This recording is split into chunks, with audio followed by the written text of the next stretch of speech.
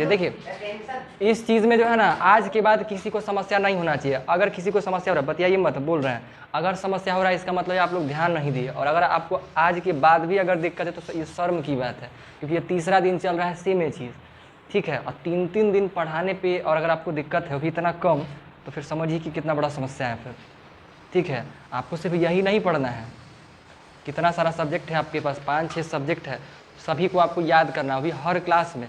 आज आपको क्या लगता है इस 7 क्लास से अगर आप निकल जाइएगा तो आप 7 क्लास वाले बात से बच जाइएगा? कभी नहीं।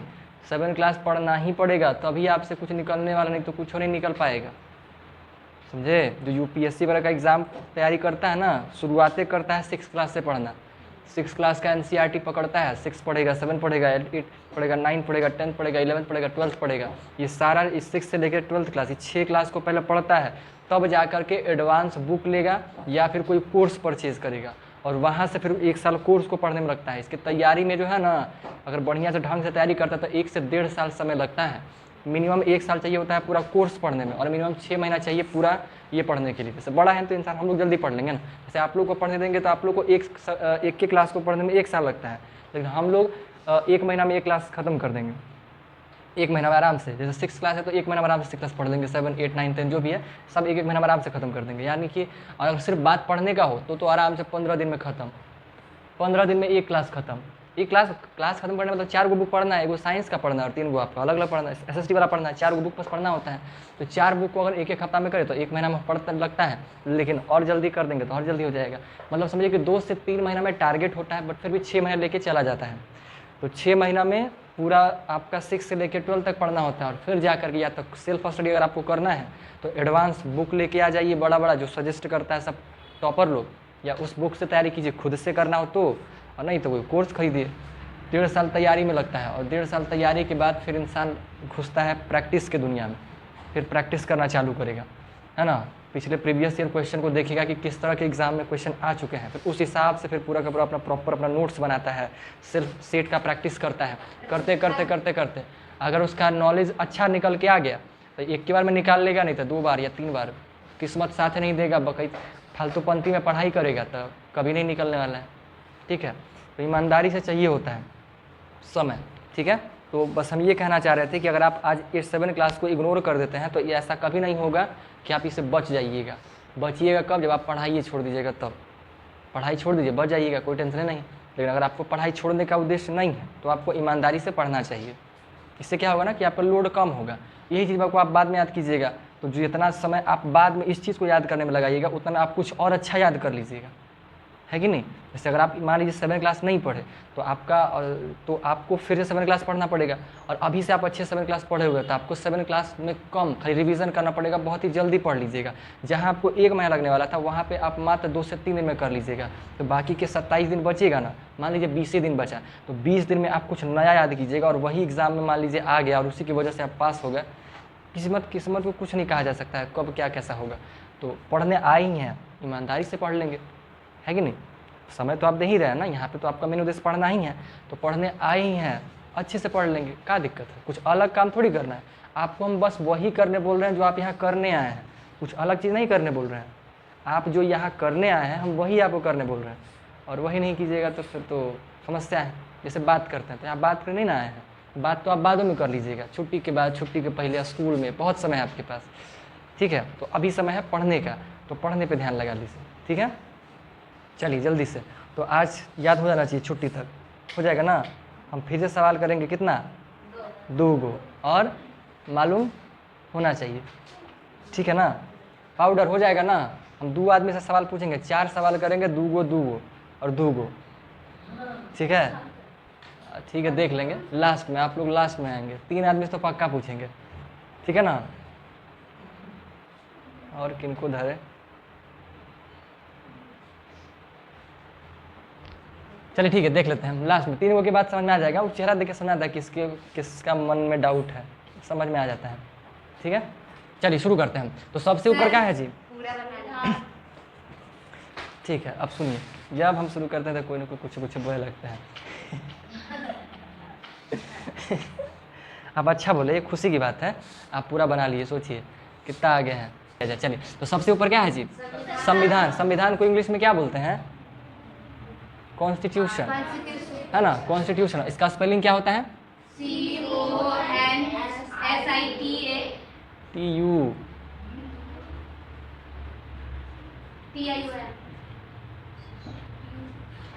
ये भाई हम कोई मिस्टेक करवा दिए। कॉन्स्टिट्यूशन, ठीक है, कॉन्स्टिट्यूशन।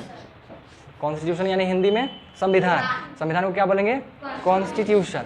कॉन्स्टिट्यूशन, ठीक है, कॉन्स्टिट्यूशन। अब देखिए हमारे पास, हमारे देश में, भारत देश की बात करें या किसी भी देश का बात किया जाए, शासन 3 प्रकार से होता है। बिल्कुल शुरुआत से बात कर देते हैं, ठीक है। शासन हमारे पास जो है ना 3 तरह का होता है। एक शासन होता है जिसको हम लोग लोकतांत्रिक कहते हैं, जहाँ पे जनता का राज होता है, यानी जनता अपने हिसाब से राजा को चुनती है। हमारे अपने देश के राजा का चुनाव जनता करती है वोट डाल करके, ठीक है। एक सिस्टम ये होता है। दूसरा होता है जनता वंता का कोई नाटक नहीं, राजा का बेटा ही राजा बन जाएगा। जैसे ब्रिटेन वगैरह में चले जाइएगा तो वहाँ पे आज भी राजा और रानी महारानी ये सब वगैरह होती है, ठीक है। तो वहाँ पे राजा बना हुआ तो उसका जो बेटा होगा वही अगला राजा बनने वाला है। अभी तक वही सिस्टम चल रहा है, कब तक चलेगा पता नहीं, ठीक है। और एक होता है तानाशाही, दबंगई के दम पे राजा बने रहना, क्योंकि कोई किसी का हिम्मत नहीं है कि वो हो जाएगा। जैसे साउथ कोरिया इसमें बहुत फेमस है ना। वहाँ का राष्ट्रपति या प्रधान जो कहिए किम जोंग है, उसका नाम किम जोंग है ना। वो तानाशाह है, एकदम अजीब है, एकदम किसी को मरवा देगा छोटा गलती पे। उसके सामने कोई अपोजिट में कोई खड़े नहीं होता है, कोई खड़ा होगा तो वो चल जाएगा, ठीक है। तो खड़ा होगा ऐसा नहीं है, जो उसी के जैसा पावरफुल हो, जिसके पास भी दम हो तो खड़ा होगा। लेकिन कोई हिम्मत फिलहाल नहीं कर पा रहा है क्योंकि पगला टाइप आदमी है, वो कुछ करवा देगा ऐसा है। तो 3 सिस्टम होता है। पहले सिस्टम जो पहले से भी चलता आ रहा था, राजा का बेटा ही अगला राजा होगा। दूसरा होता है तानाशाही, जो कि बहुत कम जगह पे है, ये उतना मतलब नहीं काम करता है। और दूसरा होता है क्या? जनता के द्वारा चुना गया व्यक्ति, जिसको हम लोग लोकतंत्र कहते हैं, ठीक है, गणतंत्र कहते हैं। हमारे देश में जो सिस्टम है, ठीक है, हमारे देश का जो प्रणाली है वो हम लोग क्या करते हैं, जनता ही हम लोग क्या चुनते हैं। यानी हमारे देश का जो प्रधान है, प्रधानमंत्री या नेता मुख्य जो भी बनता हो, उसका चुनाव कौन करता है? जनता करती है। यानी कि इस देश में जनता का पावर है।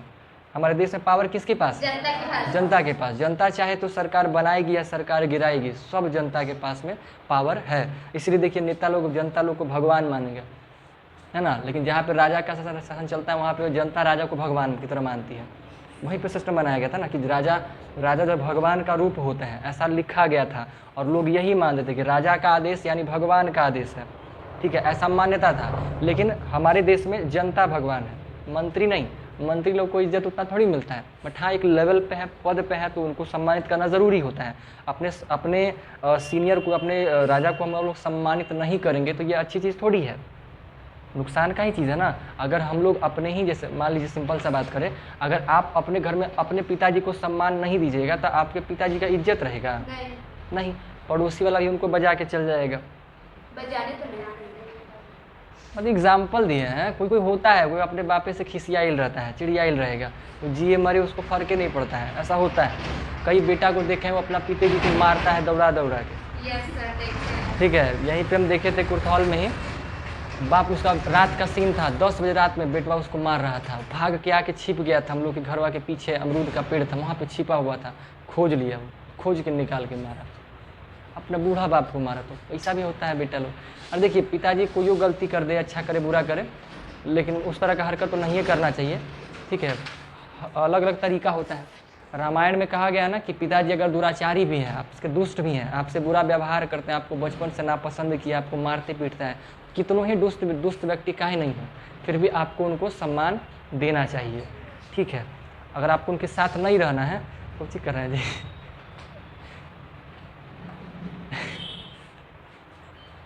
सम्मान देना चाहिए, ठीक है।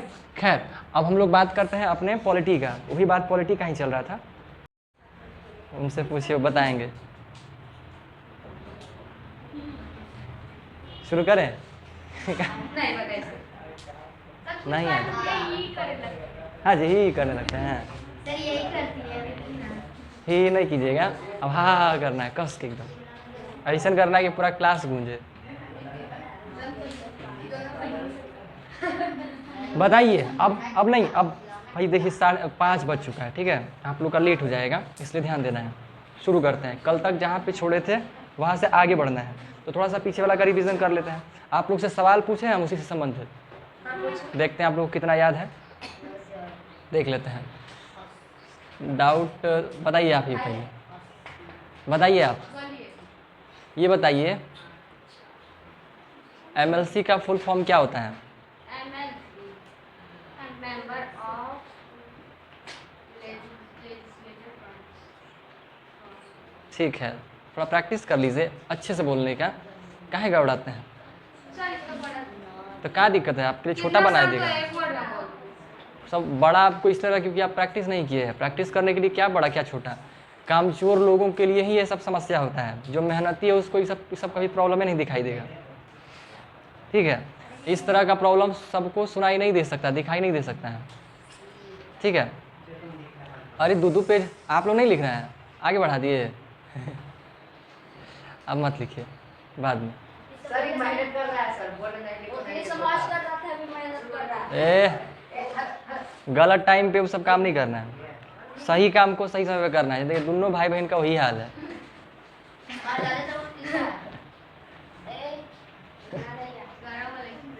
गरम हुई ना। कैसे गरमा गए थे? ये बड़ी अच्छा आदमी है, मेरा स्टेटस लगाए थे। दिखाते हैं आप लोग को, मेरा स्टेटस लगाया। पहला सिस्टम क्या होता है जो शासन प्रणाली हमारे पास, जो पॉलिटी पढ़ने वाले हैं, उस शासन करने के लिए, देश को चलाने के लिए देश के शासन प्रणाली को 3 हिस्सों में बांटा गया है। तो 3 हिस्सा में कौन कौन सा हिस्सा है, जरा नाम बताइए। क्या बोलते हैं? पहला को हम लोग कहते हैं विधायिका। विधायिका को इंग्लिश में क्या बोलते हैं? लेजिस्लेचर। स्पेलिंग बताएंगे? बताइए। सेकंड क्या होता है? कार्यपालिका। इसका इंग्लिश क्या होता है? क्या होता है? एग्जीक्यूटिव। तीसरा क्या होता है? न्यायपालिका। इंग्लिश में क्या बोलेंगे? जुडिशियरी, है ना। तो कार्यपालिका, न्यायपालिका और विधायिका, ये 3 सिस्टम है। 3 हिस्सों में बांटा गया है अपने शासन प्रणाली को। ठीक है, तो आप लोग विधायिका को लगभग सब पढ़ लिए थे, ठीक है ना, लेकिन फिर भी शॉर्टकट में इसको करते हैं। तो बताइए विधायिका का कार्य क्या होता है? है ना, कानून बनाना, रक्षा नहीं करना। इनका कार्य सिर्फ कानून को बनाना है। ये नियमों को लिखते हैं, हमारे देश में क्या अनिवार्य है। आप कानून बनाना, कार्यपालिका का कार्य क्या होता है? कानून बनाना। अब कानून बनाने के लिए भी सिस्टम है, कानून ऐसी तो बन नहीं जाएगा। तो उसके लिए जो है 2 सदन का निर्माण किया गया, है ना। 2 सदनों को बनाया गया, एक निम्न सदन और एक उच्च सदन। ठीक है, 2 सदन का निर्माण किया गया। सदन कौन कौन सा है? एक है निम्न सदन और एक है उच्च सदन। तो ये जो सदन है, एक है निम्न सदन और एक है उच्च सदन। तो उच्च सदन को क्या, देश के स्तर पर निम्न सदन को क्या बोलते हैं? भाई इतना धीरे कैसे हो गया जी? ये भाई ऐसे मत कीजिए, टेंशन हो जाता है। लोकसभा। उच्च सदन को क्या बोलते हैं? राज्यसभा। सब जुबान पे रखिएगा, इस समय परेशान नहीं होना है, ठीक है।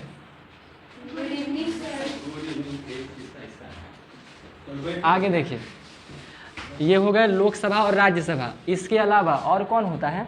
राष्ट्रपति, है ना। हमारे देश का जो प्रमुख है उसको क्या बोलते हैं? राष्ट्रपति। हमारे पास 2 सदन बनाया गया। इन 2 सदनों में क्या होता है? नियमों को लिखा जाता है, यानी नियम बनाने का काम। हमारे देश में क्या सही है, क्या गलत है, उचित अनुचित, सभी चीज़ों का जो ज्ञान है या सभी चीज़ों के बारे में इन्हीं 2 सदनों में लिखा जाता है, यानी कानूनों को लिखा जाता है। ठीक है, अब उसमें लिखने के बाद आपको ये बताया गया कि इन दोनों सदनों में जो भी व्यक्ति बैठते हैं उसको क्या बोलते हैं? उसको सांसद कहते हैं। इंग्लिश में MP बोल रहे थे, है ना। MP यानी फुल फॉर्म क्या? मेंबर ऑफ पार्लियामेंट, यानी मेंबर ऑफ पार्लियामेंट। इन दोनों के अंतर्गत में बैठने वाले जो लोग होते हैं उसको MP कहते हैं, है ना। उसको हिंदी में सांसद कह सकते हैं। और इन तीनों के सम्मिलित रूप को क्या बोलते हैं? संसद कहते हैं। संसद को इंग्लिश में पार्लियामेंट, है ना। और राष्ट्रपति को प्रेसिडेंट बोलते हैं, ठीक है। इसमें कोई संदेह नहीं ना। तो राष्ट्रपति, लोकसभा और राज्यसभा, इन तीनों के सम्मिलित रूप को हम लोग संसद कहते हैं। और इन दोनों सदनों में बैठने वाले लोगों को सांसद कहते हैं, ठीक है। इन बैठने वाले को सांसद, एक है संसद और सांसद, ठीक है। संसद को इंग्लिश में पार्लियामेंट, ठीक है। और इसी को हम लोग सांसद कहेंगे। सांसद को इंग्लिश में आप MP कह सकते हैं। मतलब क्या? Member of parliament. Parliament, Hindi में कहें तो संसद के सदस्य, संसद के सदस्य, है ना, संसद के सदस्य, क्या बोल सकते हैं, संसद के सदस्य। यानी कि देश के स्तर पे जो कानून बनाने की जो संस्था है उसको हम लोग क्या बोलते हैं, विधायिका।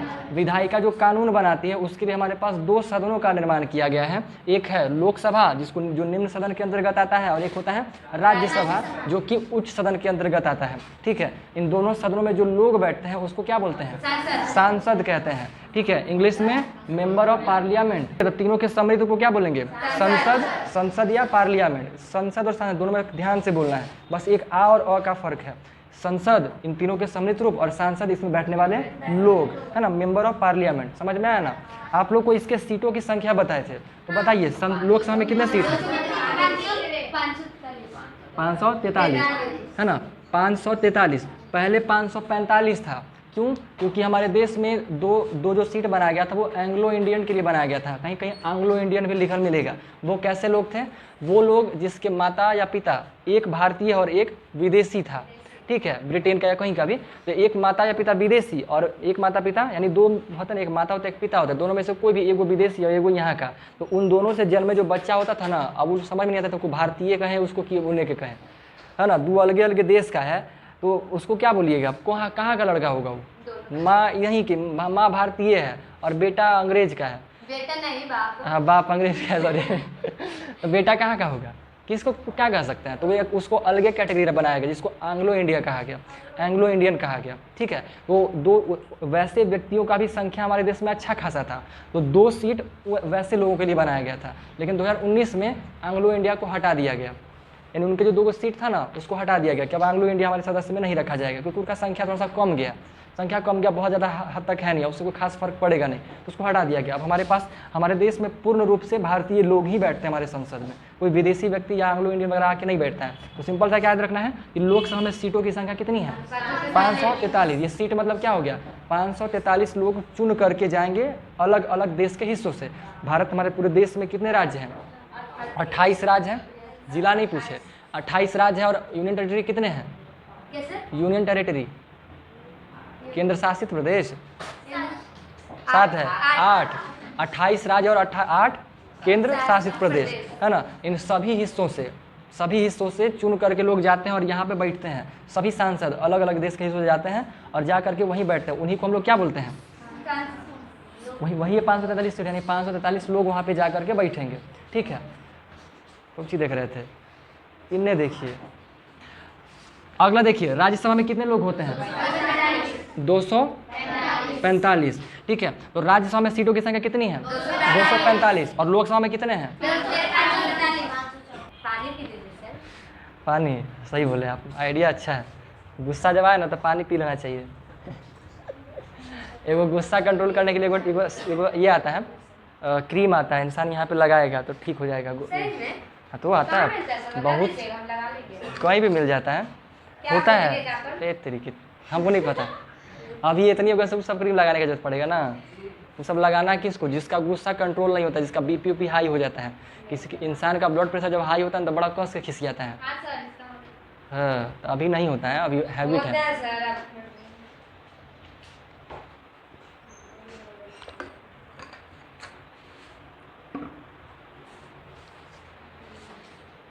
कौची बतियाते नहीं थे, तुम सटल है भाई। बैटरी मेरा 5% पे आ गया, हमको जल्दी से काम करना होगा। चलिए ठीक है ना, ठीक है। तो लोकसभा में कितने सीट होगा, 543, और राज्यसभा में 245। तो जो लोकसभा के जो सदस्य होते हैं उसका चुनाव कौन करता है, जनता, यानी जनता के द्वारा चुन करके इसमें लोग आते हैं और फिर यहीं से लोग राज्यसभा में जाते हैं। यानी राज्यसभा में जितने भी लोग जाते हैं उनका चुनाव कौन करता है, हाँ, लोकसभा में के जितने भी एमपी हैं या लोकसभा में बैठने वाले जितने भी सांसद हैं वो लोग खुद में से ही चुनाव करके इसमें भेजते हैं। ठीक है, इसमें कोई संदेह नहीं है। चलिए अब देखिए, ये तो देश के स्तर पे है, यही सेम फॉर्मेट, कुछ अलग चीज़ नहीं, सेम फॉर्मेट राज्य के स्तर पे ही बनाया गया है। तो राज्य के स्तर पर बताइए, राष्ट्रपति के स्थान पे कौन रहता है, राज्यपाल। राज्यपाल को इंग्लिश में क्या बोलते हैं, गवर्नर, ये तो मालूम होना चाहिए, है ना। और लोकसभा के स्थान पे क्या होता है, विधानसभा, इस बार चुनाव भी विधानसभा का ही ना हो रहा है। Yes sir. अगला बताइए, राज्यसभा किसका है? विधान परिषद। विधान परिषद, जैसे इन तीनों के सम्मिलित रूप को संसद कह रहे हैं, वैसे ही राज्य के स्तर पर इन तीनों के सम्मिलित रूप को क्या बोलेंगे? विधान मंडल, है ना, विधान मंडल कहेंगे। कोई संदेह नहीं है। राज्यपाल, विधानसभा, विधान परिषद और विधान मंडल, इसमें कोई दिक्कत? चलिए, तो इन दोनों में बैठने वाले लोगों को क्या क्या बोलते हैं? इसमें बैठने वाले लोगों को क्या बोलते हैं? तो इसका इंग्लिश समझ लीजिए, राज्यपाल को क्या बोलते हैं? गवर्नर। और विधानसभा को इंग्लिश में क्या बोलते हैं? लेजिस्लेटिव, क्या? असेंबली। Legislative assembly. और इसको क्या बोलते हैं? Legislative council. लेजिस्लेटिव काउंसिल, ठीक है, लेजिस्लेटिव काउंसिल, लेजिस्लेटिव काउंसिल। इस विधानसभा को लेजिस्लेटिव असेंबली, है ना, लेजिस्लेटिव असेंबली। तो अब समझिए, अब एक और पहले सीट ही बता ही दीजिए, विधानसभा में सीटों की संख्या कितनी है?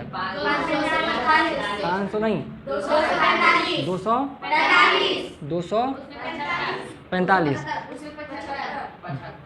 इसमें जो है ना 243 सीट है इसमें, ठीक है, इसमें सीटों की संख्या 45 नहीं 243 ही है इसमें भी, ठीक है। और लेजिस्लेटिव परिषद, इसमें कितने सीट हैं? 75, यानी विधान परिषद में सीटों की संख्या 75। और ये सारा का सारा बिहार के अंतर्गत है, किसी और देश राज्य का नहीं है, हर राज्य का अलग अलग है, यही सेम चीज़। किसी राज्य में आपको विधानसभा नहीं मिलेगा, है ना, किसी राज्य में, किसी मैक्सिमम मात्र 6 ही गो राज्य में हमारे पास ये 2 सीट है। जैसे आपको बताया था ना, इसको हम लोग द्विसदनीय व्यवस्था कहते हैं, यानी कि 2 सदन, निम्न सदन भी और उच्च सदन भी। तो निम्न सदन और उच्च सदन भारत के सभी राज्यों के पास नहीं है, क्योंकि जहाँ भी रहे विधानसभा डालिएगा तो जितने भी लोग उसमें बैठेंगे सबको सैलरी देना होता है।